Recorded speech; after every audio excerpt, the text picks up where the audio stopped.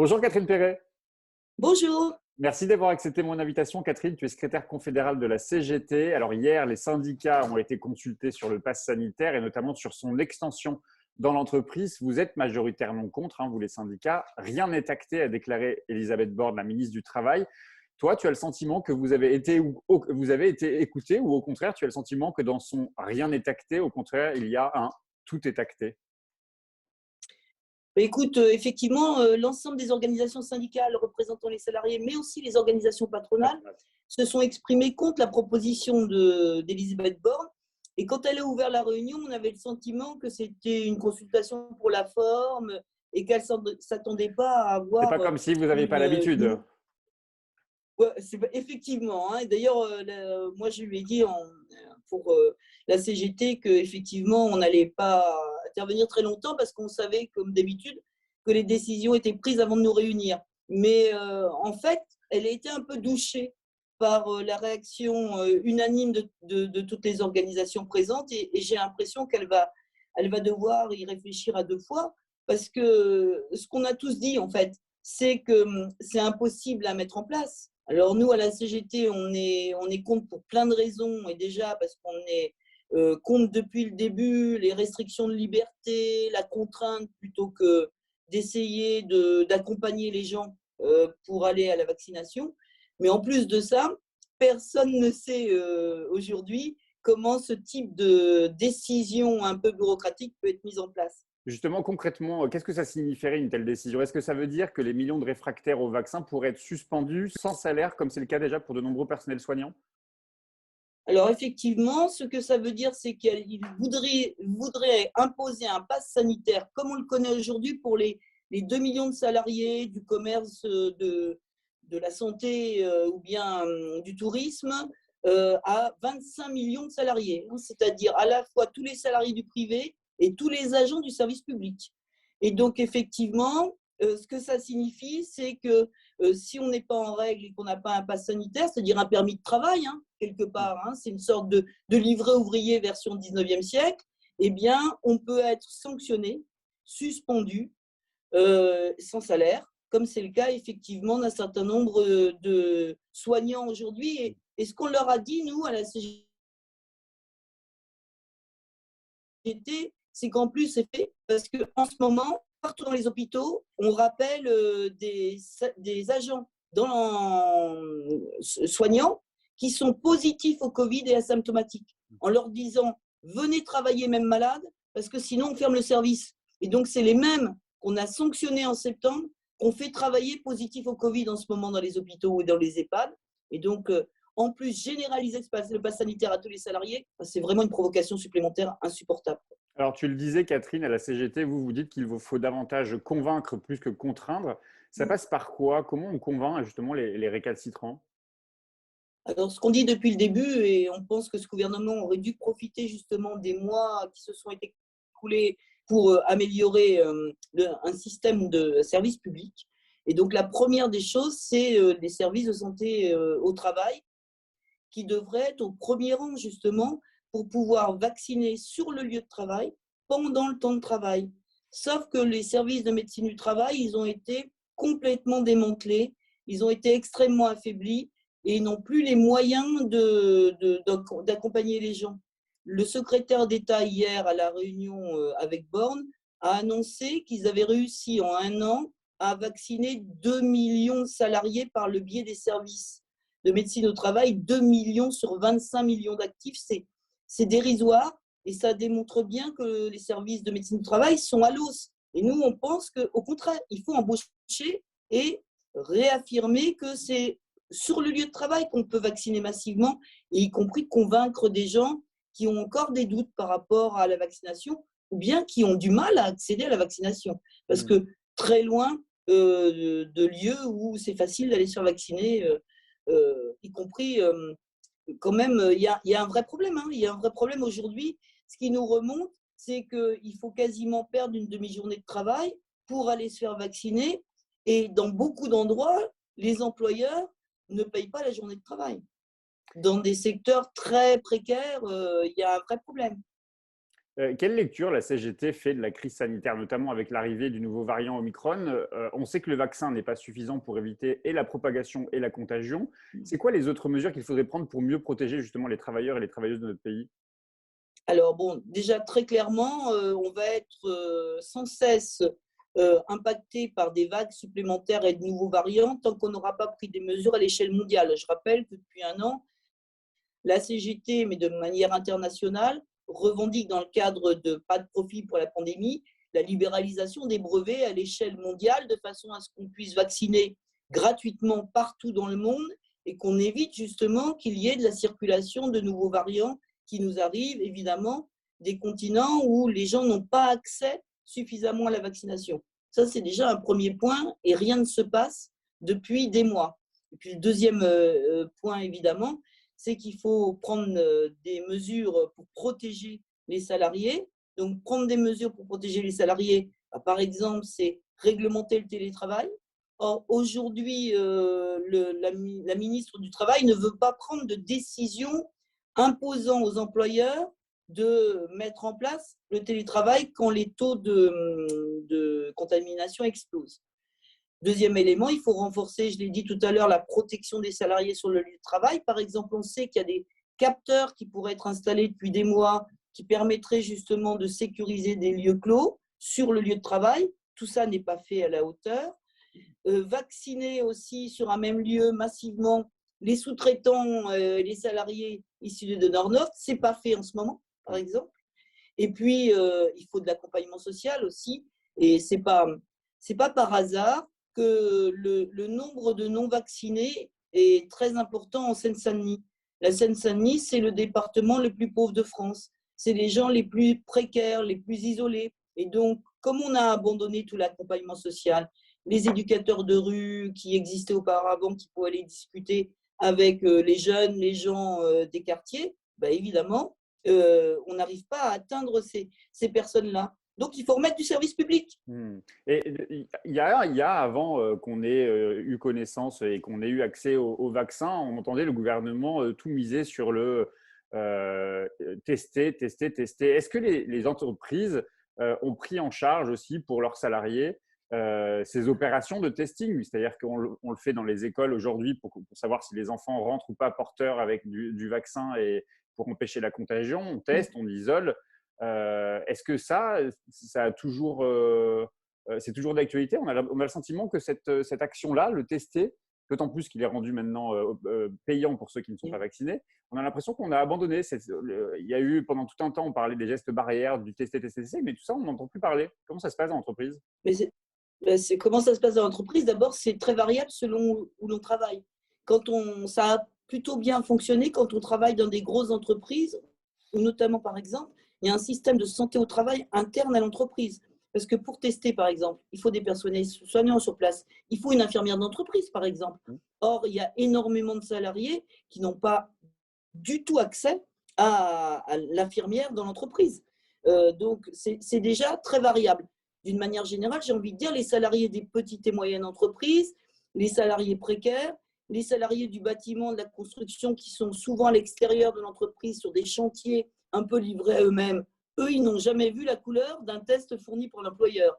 Déjà, il a fallu bagarrer pour qu'ils aient des masques payés par l'employeur et des masques qui les protègent réellement. Donc, il y a vraiment une inégalité, je dirais, de traitement selon où on travaille pour se protéger.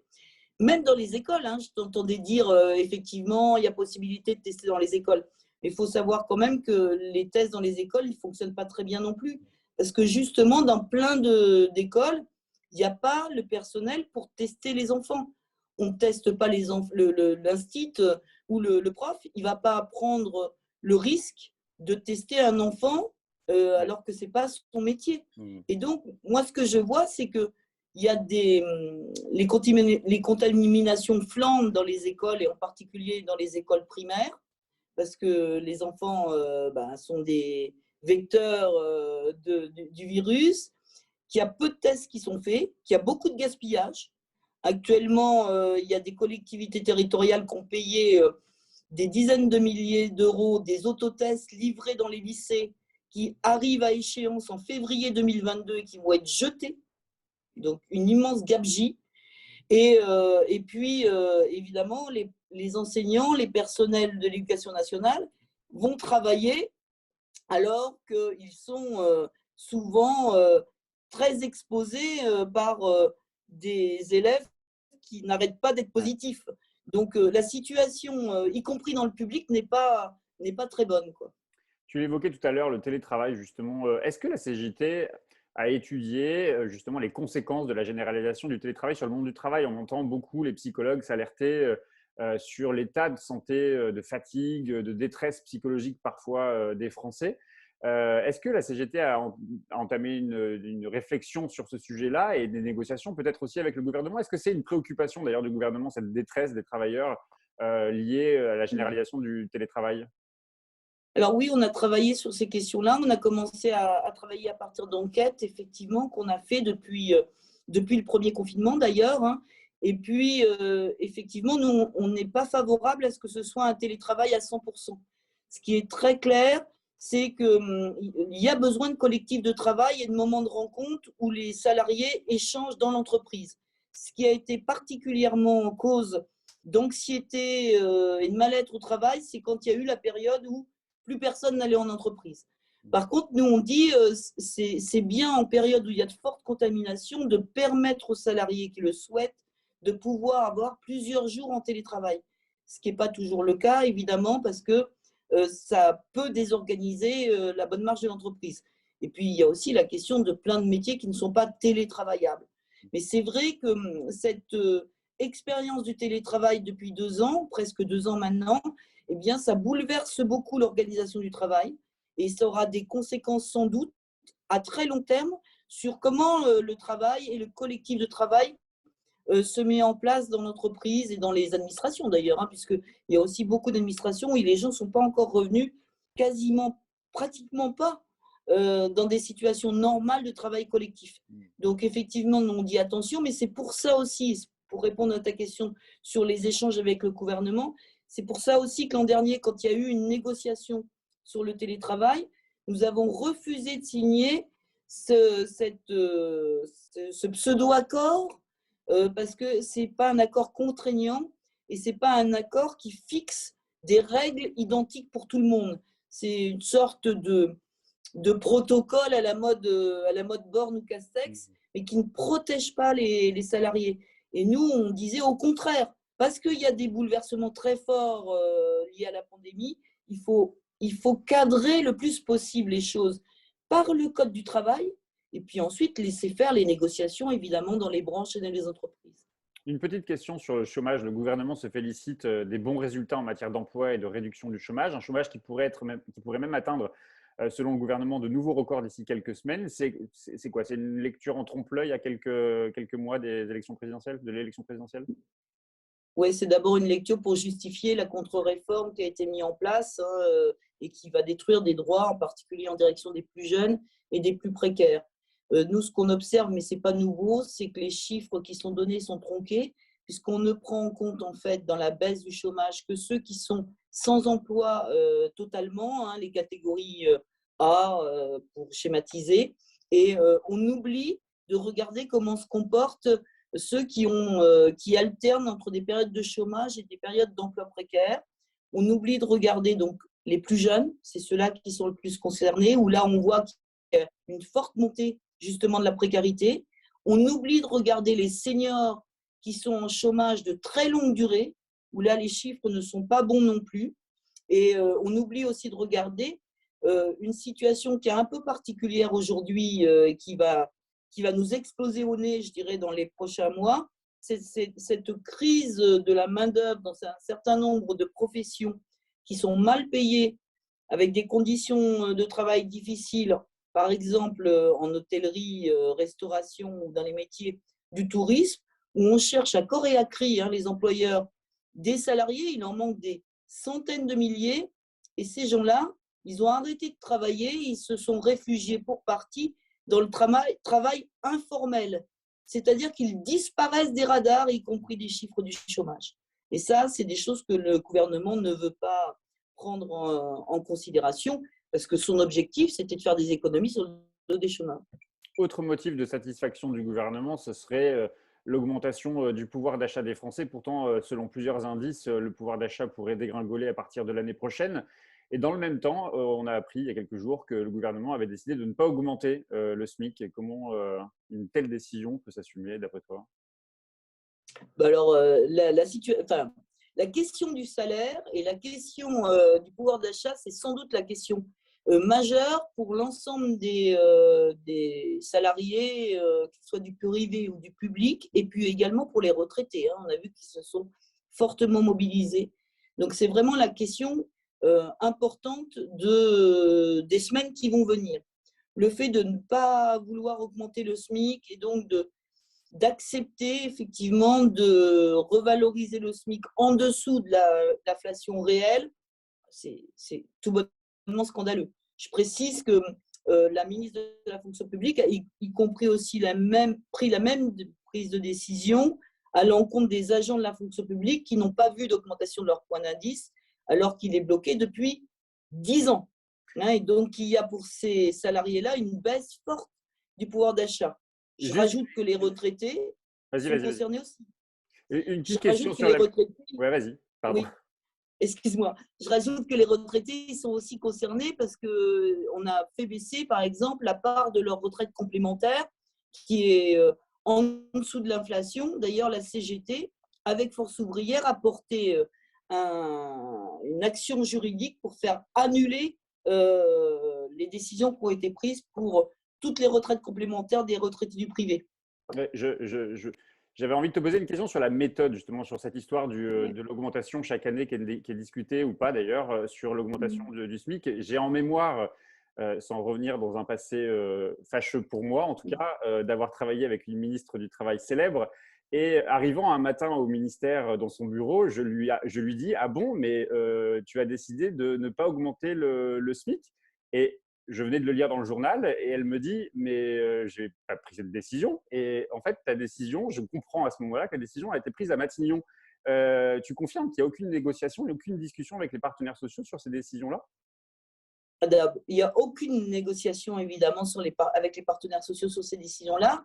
Il y a en amont le fameux comité des experts qui dit ce n'est pas le moment d'augmenter le SMIC. Ces comités des experts, nous, à la CGT, on considère qu'il faut qu'ils disparaissent.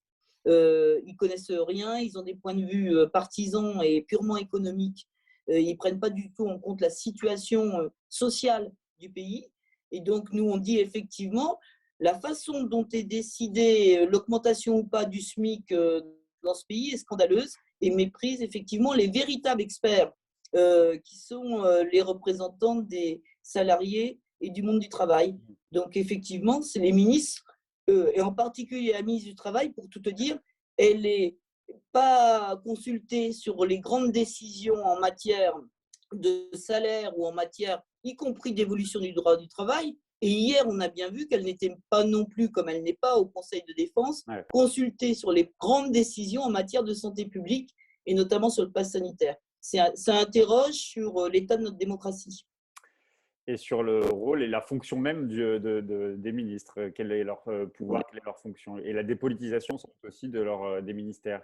J'ai une dernière question pour toi, Catherine. La campagne présidentielle a commencé, chacun y va de sa petite proposition sur les retraites, 60, 62, 64, 67. Toi qui as suivi justement les débats et les auditions à l'occasion des premières négociations avec le gouvernement sur la réforme des retraites, comment ce débat-là aujourd'hui te fait réagir? Chacun y va de son chiffre, allez, 60, 67. Chacun utilise un chiffre qui n'est pas un chiffre réel pour servir son objectif. Et l'objectif, il est le même pour tous les candidats de droite au présidentiel, c'est reculer l'âge légal de la retraite et surtout faire baisser mécaniquement plus vite encore le niveau des pensions. Donc, tous les chiffres, en particulier le rapport du Conseil d'orientation des retraites, il infirme tous les chiffres qui sont utilisés par les candidats, notamment de droite, ou le candidat président qui va l'utiliser aussi. Il n'y a pas de péril financier en matière de retraite avant 2070. C'est ce que dit le Conseil d'orientation des retraites. Donc, c'est purement idéologique que d'avancer l'idée qu'il faudrait aller travailler jusqu'à 65 ans. Nous, évidemment, tu nous connais, on cesse de dire que d'une part, il faut revenir à une retraite à 60 ans légale pour ceux qui le souhaitent et notamment pour ceux qui sont usés par le travail et que c'est possible de les financer très simplement. D'ailleurs, on parlait des salaires à la minute, hein. Si on augmentait les salaires et notamment si on rendait les salaires des femmes et des hommes à égal niveau, on apporterait énormément d'argent pour les retraites. J'ai oublié de te dire quand même que c'est ce qu'on va aller dire au mois de janvier, puisque on a décidé en intersyndicale, avec Force ouvrière, la FSU, Solidaire et les jeunes, d'appeler à une grande mobilisation interprofessionnelle sur la question des salaires et notamment des pensions aussi, donc du salaire socialisé, hein, de ce qui protège tout au long de la vie, le 27 janvier prochain. Eh bien, merci beaucoup, Catherine. Merci d'avoir consacré un peu de ton temps parce que je sais qu'il était, tu es très sollicité par cette période justement et des débats qui vont commencer aussi au Parlement autour du pass sanitaire. Merci à toi. Merci à toi.